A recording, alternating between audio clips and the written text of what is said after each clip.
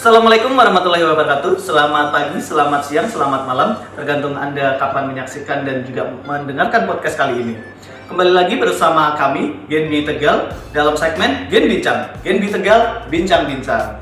Dan kali ini Sobat Genbi, kita kedatangan dua tamu istimewa nih. Dua wanita hebat yang menjadi duta kris. Oh, tepuk tangan dong untuk dua wanita ini. Dan kita akan membahas soal bagaimana sih kita menyambut tahun baru ini. Karena kita sudah memasuki tahun 2022. Ya, Happy New Year semuanya. Yeay. Nah, saya perkenalkan terlebih dahulu ya dua dutanya, yaitu yang pertama ada Kak Anggun Trimel ya. Halo. Halo, Kak. Apa kabar Kak Anggun? Alhamdulillah Baik sekali. Yang kedua ada Kak Nur Latifah. Halo. Halo. Apa kabar? Alhamdulillah. Luar biasa sekali ya. Semuanya sehat-sehat semua ya. Nah, kita memasuki segmen yang pertama ya. Bagaimana sih mereka itu menjadi seorang duta kris gitu loh. Pasti kan kalian penasaran bagaimana pengalaman-pengalamannya, kemudian tips and triknya, dan juga kalian tuh mungkin termotivasi sebenarnya pengen menjadi duta kris seperti mereka ya. Mungkin bisa dimulai dari Kak Anggun dulu ya. Oke, silakan Kak, ceritakan pengalamannya menjadi duta kris gitu. Oke, baik. Terima kasih sebelumnya Mas Boga atas kesempatannya. Untuk pengalaman menjadi duta kris sendiri, sebetulnya saya tidak menyangka gitu bisa sampai menjadi duta kris. Pada awalnya mungkin dimulai dari tahun lalu, yaitu tahun 2021. Waktu itu sedang seleksi menjadi penerima beasiswa YINBI gitu ya. Nah, di situ mulai dari pada saat saya wawancara, di situ ditanyai mengenai bagaimana kris, lalu bagaimana nanti kontribusi saya saat menjadi penerima beasiswa, bagaimana sih nanti kamu pada saat kamu sudah menjadi penerima beasiswa YINBI ini, dan bagaimana kamu melaksanakan sebagai garda terdepan BI untuk bahasanya apa ya, mungkin ada mengajak masyarakat untuk menggunakan kris ini, seperti itu. Pengalaman yang paling berkesan mungkin dari mulai kita mengajak tetangga-tetangga atau UMKM yang ada di sekitar kita untuk meyakinkan mereka, mengedukasi mereka, dan yang terakhir yaitu mengajak, jangan lupa mengajak, karena yang paling penting mungkin edukasi gimana cara kita melakukan transaksi pembayaran non tunai, dan yang paling penting mengajak dimana waktu itu saya juga mengajak mereka karena termotivasi waktu itu sedang pandemi Mas, jadi kegiatan pembayaran non tunai itu bisa dilakukan untuk salah satunya menghambat penyebaran virus corona waktu itu. Jadi itu lebih memudahkan kita, dan itu ada keuntungan dari dua belah pihak. Jadi nggak ada salah satu pihak yang dirugikan.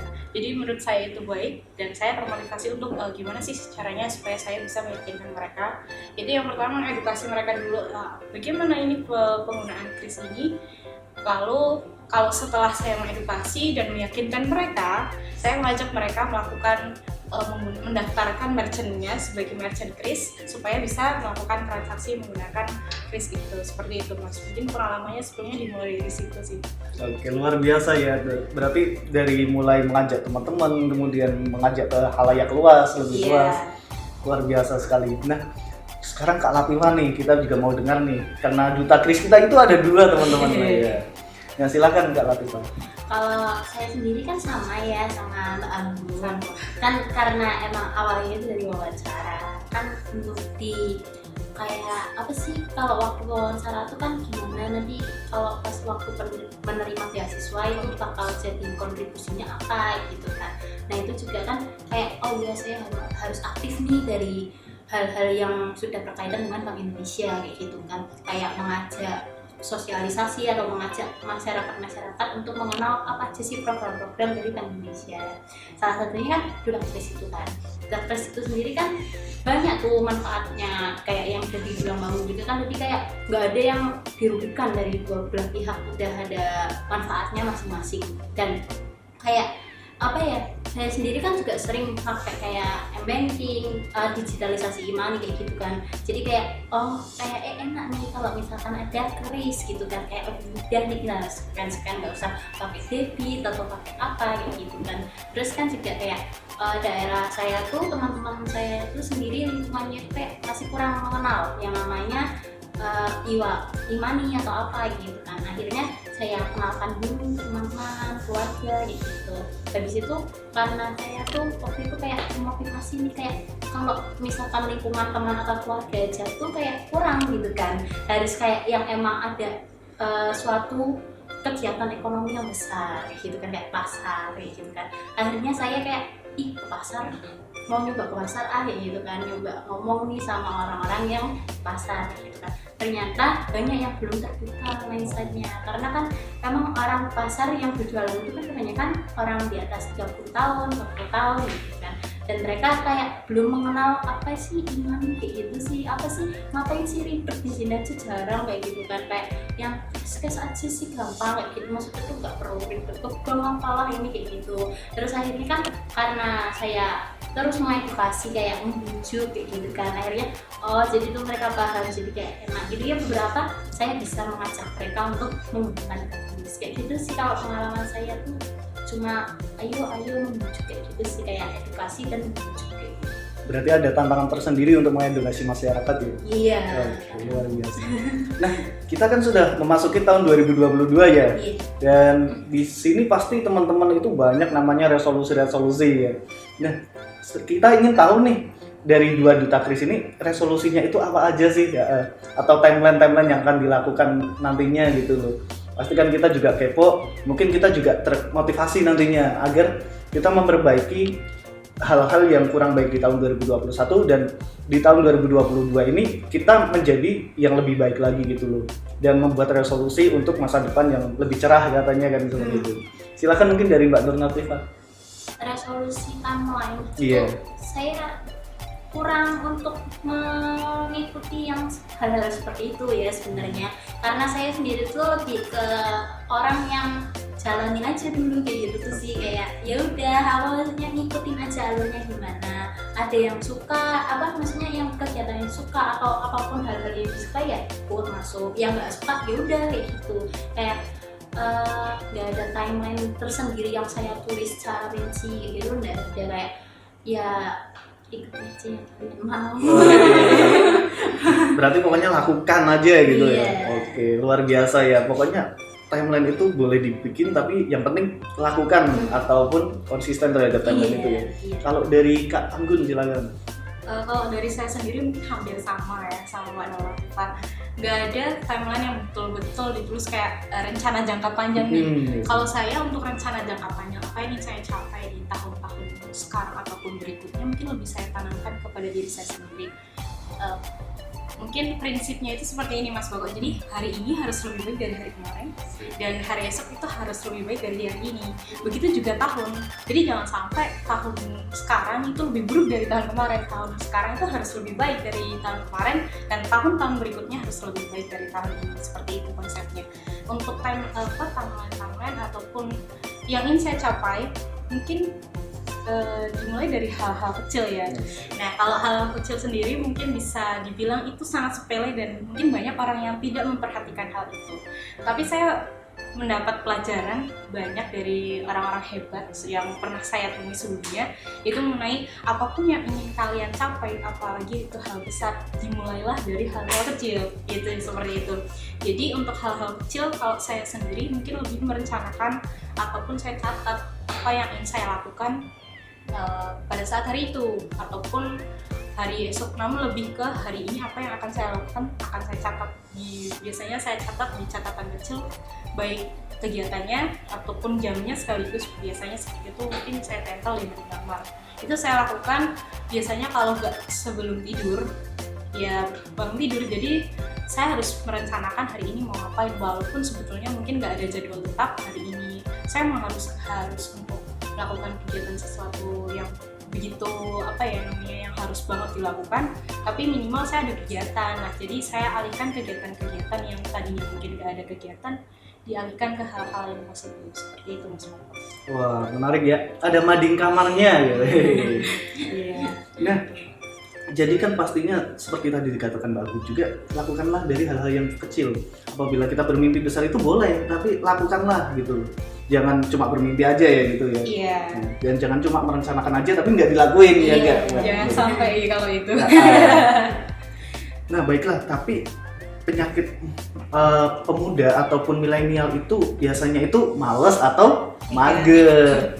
Nah, itu bagaimana sih cara kita agar konsisten terhadap apa yang sudah kita rencanakan ataukah terhadap apa yang sudah kita ingin capai ataupun yang akan kita lakukan gitu loh, biar nggak mager, biar nggak malas dan tetap semangat kayak dua duta ini loh gitu loh. Karena mereka itu terlihat semangat terus ya setiap hari semangat itu tuh, Mas, iya. ya. Setiap hari saya kalau melihat mereka itu pasti semangat dan mereka pun semangat gitu menebarkan informasi tentang Kris dan sebagainya gitu. Nah, mungkin dari siapa dulu nih? Mbak Anggun ya? Silakan Mbak Anggun. Kalau dari saya sendiri mungkin apa namanya tadi? Menjaga konsisten. Menjaga konsistensi. Sebetulnya kalau bisa dibilang saya bukan termasuk orang yang sangat konsisten atas apa yang pernah saya ingin planning gitu loh Mas.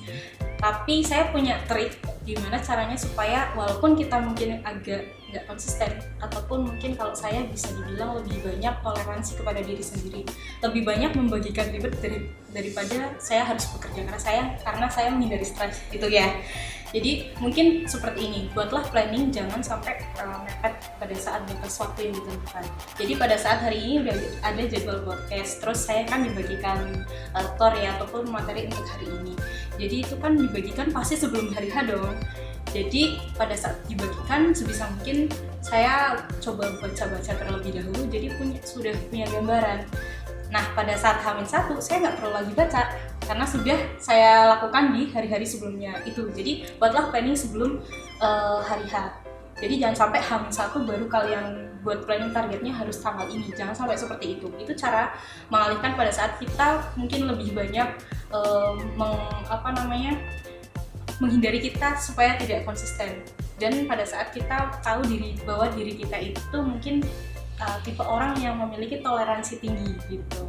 Itu seperti itu Mas Fakar. Luar biasa, berarti tetap toleransi terhadap diri kita sendiri, kemudian manajemen dirinya agar konsisten tadi kata Mbak Gun seperti tadi ya. Nah sekarang kata Mbak Nur Latifah, bagaimana nih cara memanajemen diri agar tetap konsisten gitu loh? Kalau menurut saya sendiri ya, kalau biar konsisten tuh kita pertama harus niat dulu nih Mas. Niat dulu kan, apa yang jadi motivasi gitu kan, kita nyaman, kita niat, itu bakal kita lakuin secara konsisten namanya. Kayak yaudah kita, misalkan kita mau menuju ke satu kegiatan itu, misalkan kita harus nih kita berhasil di kegiatan itu, berarti kan kita kalau konsisten buat mengerjakan kegiatan itu biar sukses itu kan niat, terus kita harus nyamanin diri sama kegiatan itu, sama ya udah lakuin yang kita bisa semaksimal mungkin yang kita bisa dan semangat. Oke, niat, kemudian nyaman, kemudian semangat. Luar biasa ya. Nah, kan tadi kita udah berbicara soal konsisten ya. Kita di tahun 2022 ini pasti kita punya prioritas masing-masing ya. Nah, kita ingin tahu nih skala prioritas dari teman-teman itu bagaimana. Kemudian cara menjaganya juga bagaimana. Skala prioritas kan pasti banyak orang berbeda-beda ya. Dan bagaimana sih cara menjaga skala prioritas ataupun prioritas dari teman-teman itu apa aja sih, terutama di duta Kris ini loh. Nah, sekarang dari Mbak Nur Latifah dulu. Prioritas kalau dari diri saya sendiri ya kan, kecuali keluarga gitu kan. Kalau keluarga ya pastilah gitu kan. Terus kalau saya sendiri itu lebih ke kayak tahun depan tuh kayak ingin menambah pengalaman yang lebih banyak, kayak kerja sampingan atau kayak yang mengikuti kegiatan-kegiatan yang lebih bermanfaat gitu. Kayak misalkan saya belum pernah mengikuti kegiatan itu, jadi kayak itu kan bagus tuh, kayak bisa nih menambah pengalaman, terus menambah soft skill kayak gitu kan, kayak oh yaudah gitu ikut kayak gitu. Terus kalau misalkan teman-teman ya saya juga pinginnya lebih nambah teman lagi gitu kan, jadi prioritas. Nah tuh bagi generasi mager tolong ya jangan sekali-kali kalian mager, karena kita itu harus mencari pengalaman, kemudian menambah soft skill, kemudian mencari teman tambah dan sebagainya. Seperti tadi kata Kak Nur Latifah, itu benefit-benefit yang akan kita dapatkan apabila teman-teman semangat dan juga mengerti apa itu skala prioritas dari teman-teman itu sendiri. Nah kalau dari Mbak Agun sendiri nih, bagaimana nih? Kalau dari saya sendiri mungkin yang pasti dan paling utama yaitu keluarga. Saya nggak bisa kalau misalnya mengutamakan pendidikan dan mengesampingkan keluarga. Jadi ya pendidikan emang penting, tapi pendidikan yang saya lakukan saat ini ya semuanya dari keluarga. Jadi saya memprioritaskan keluarga di atas pendidikan gitu lah bisa dibilang. Nah baru setelah itu pendidikan karena ya balik lagi pendidikan itu memang penting, salah satunya untuk membentuk karakter kita.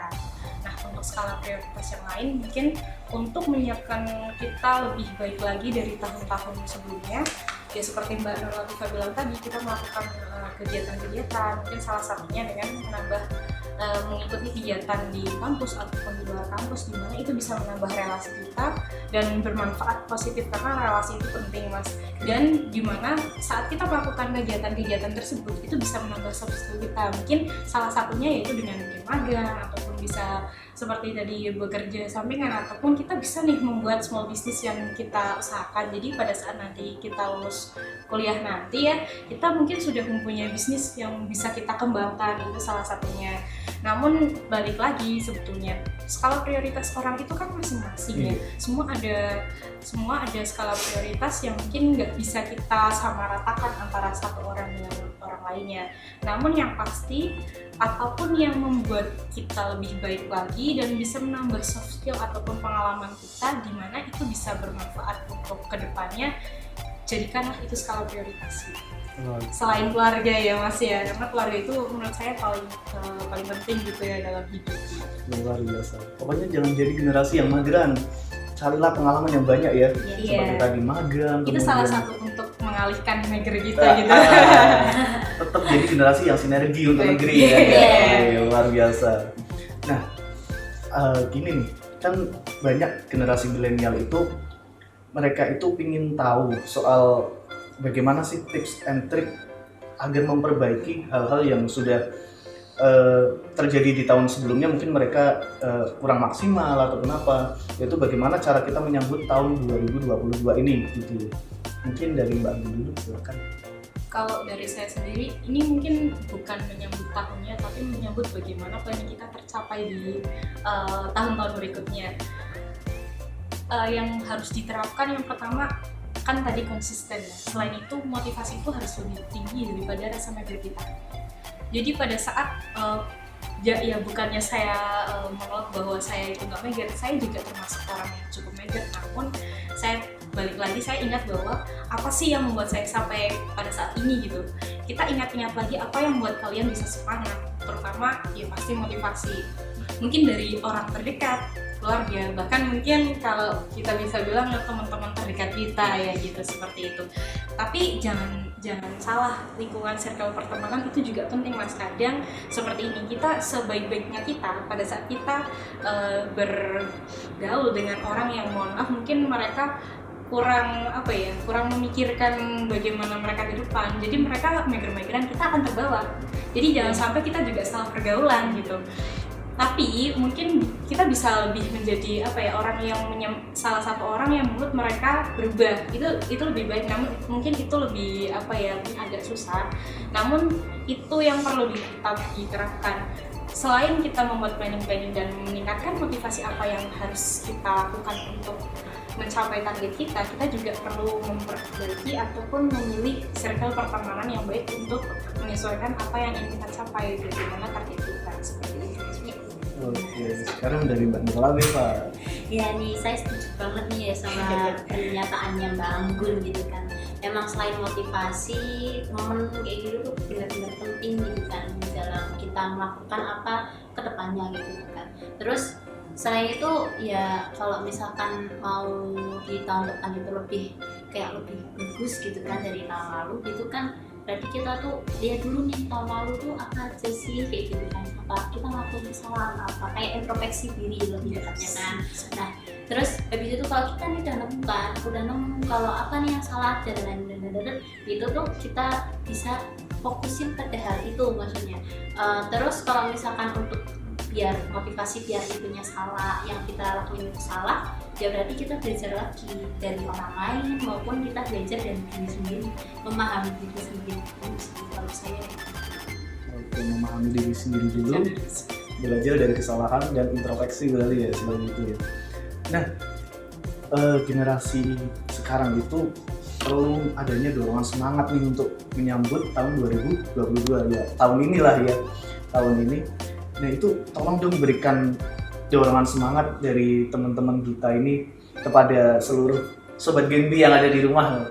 Silakan Kak Nur Latifah. kalau dorongan semangat ya, dorongan semangat dari masing-masing orang tuh ya beda-beda gitu kan. Kalau dari saya sendiri, saya udah ada nih tujuannya mau apa nih tahun depan, dan itu saya tuh harus semangat itu nyari motivasi sendiri gitu loh. Kita kenapa mau ikut kegiatan itu, tujuannya apa kayak gitu kan. Kalau misalkan udah tahu nih, oh bermanfaat nih, positif nih bagi kita, bisa menambah hal-hal yang kita belum tahu kayak gitu kan, ya udah jalanin aja kayak gitu, jalanin, ikuti, nyaman gitu.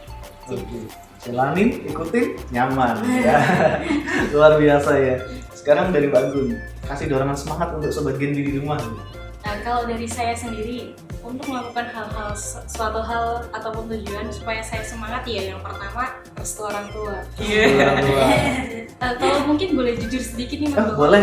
Apapun yang saya lakukan sebelum saya melakukannya, walaupun itu baru planning ya, entah itu terlaksana atau tidak, saya selalu meminta restu orang tua. Jadi sekalipun saya melakukan, mungkin kalau podcast hari ini pun sekalipun saya ngomong hari ini saya mau ada acara ini Bu, Pak gitu, ataupun kakak saya. Jadi pada saat kita ngobrol, istilahnya adalah yang diajak ngobrol, jadi mereka bisa, tapi jangan salah ngobrolnya sama siapa juga gitu. Jadi kita ajak ngobrol orang yang sekiranya bisa memotivasi kita dan bisa memberikan kita semangat. Jadi mereka juga bisa menyarankan hal-hal baik terhadap kita, itu salah satunya. Nah, untuk kita lebih semangat lagi dalam melakukan suatu hal, ya kayak Mbak Nur Latifah bilang tadi. Jadi kita juga harus tahu apa hal-hal positif yang akan kita dapatkan gitu dalam melakukan hal itu. Jadi pada saat kita mengetahui banyak hal positif yang akan kita dapatkan pada saat kita melakukan hal tersebut, pasti kita akan terdorong lebih semangat lagi. Jadi untuk teman-teman di luar sana, intinya pada saat kita ingin lebih semangat dalam melakukan hal, ya pertama memang motivasi Mas. Jadi walaupun kita mungkin bisa dibilang aku agak kurang suka dengan hal ini, tapi pada saat kita memiliki motivasi dan terutama niat dimana walaupun aku nggak suka, aku punya target untuk mencapai hal itu. Jadi kita harus tetap melakukan dan jangan lupa mencari motivasi ya Mbak ya. Seperti itu. Ya salah satunya dengan orang-orang terdekat kita pastinya. Berarti dorongan orang-orang terdekat ya. Iya. Luar biasa. Mungkin bisa ditambahi dorongan orang tersayang gitu. Iya. Karena biasanya apa yang kita sayangi itu bisa walaupun mungkin itu cuma kata-kata yang semangat ya, cuma kata-kata segitu aja mungkin bisa memberikan dorongan semangat booster kita seperti itu. Itu yang saya rasakan loh ya, pribadi saya. Mungkin banyak orang yang berbeda-beda, cuman bagi saya walaupun itu cuma sepatah kalimat ataupun kata, pada saat kita memiliki hubungan yang baik dengan orang itu, kita bisa menjadikan itu sebuah motivasi yang besar untuk melakukan suatu hal yang baik seperti itu. Luar biasa ya. Dan sekarang waduh tak terasa sudah mau closing statement nih. Aku ingin mendengar nih sepatah dua patah kata untuk tahun 2022 ini. Silakan dari Mbak Anggun dulu ya. Kalau dari saya, tersenyum dulu baru bahagia. Jadi pada saat kita tersenyum kita akan bahagia, tapi jangan menunggu bahagia dulu baru tersenyum. Karena pada saat kita bahagia belum tentu selanjutnya tingkatan bahagia kita seperti ini. Itu pasti akan naik, tingkatan bahagia suatu orang pasti akan naik. Seperti itu. Jadi tersenyumlah dan bahagialah. Jangan menunggu bahagia dulu baru tersenyum. Jangan menunggu bahagia dulu baru tersenyum. Wih, keren ya. Sekarang dari Mbak Nur Latifah nih. Sepatah dua kata. Iya. Untuk tahun 2022. Kalau lelah sih emang, hidup itu lelah emang. Yes. Tapi jangan menyerah gitu loh. Tetap semangat, bahagia itu perlu walaupun kita lelah. Ya udah ikutin aja alurnya gitu kan. Lelah maupun nggak lelah itu nanti ada Allah yang mengakhirinya. Jadi kita harus bahagia dulu sebelum semua hidup yang kita jalani itu berakhir gitu. Jadi tetap nyaman, bahagia dan tersenyum. Wih, nyaman, bahagia, dan tersenyum teman-teman. Lakukan itu ya teman-teman ya. Iya. Agar di tahun 2022 ini kita menyambutnya dengan gembira gitu ya. Iya. Dan juga semuanya sehat semua karena Iya. pandemi alhamdulillah sudah berkurang. Dan tetap jaga kesehatan dan agar tetap senyum, bahagia, dan semangat selalu ya tadi Iya. ya. Seperti itu.